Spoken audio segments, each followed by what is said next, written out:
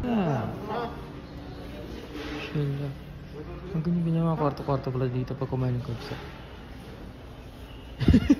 Parang tinangkal ng baboy. Parang ano lang, no?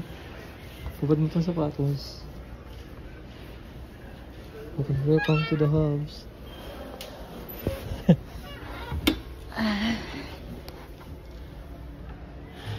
Ganyan pag kumain ng kabsa.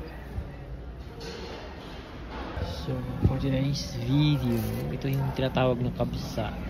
Isa sa pinakasikat na pagkain dito sa Saudi Arabia. So, ayan.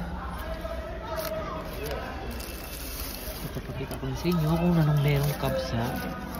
Kung sa atin sa Pilipinas, pinakasikat na pagkain is adobo, like that, sinigang. Dito naman sa Saudi Arabia is kabsa. So, yun, papakita ko sa inyo kung anong itsura ng kabsa. Ayan. Ang dami pa lang ito. Sobrang dami. Meron siyang lemon. So, yun, parang steamed chicken siya. Pero masarap to. So meron pa. So isa rin sa pinakasikat na pagkain dito is itong tinatawag nilang sambusa. Ayan. Ipakita ko yung sambusa na tinatawag.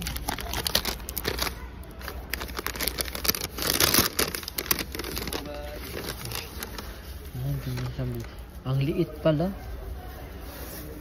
So yun yung kabsa. Meron kaming gloves. Mag-gloves tayo. Meron pala siyang sauce. Ayan yung sauce. Pakibukas na.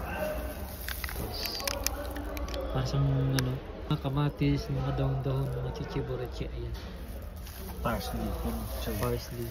Kasi itatapos natin si chicken nila yung ganyan. Ayan. Kunwari, ganyan. Kunwari, masarap. Pero masarap naman talaga siya.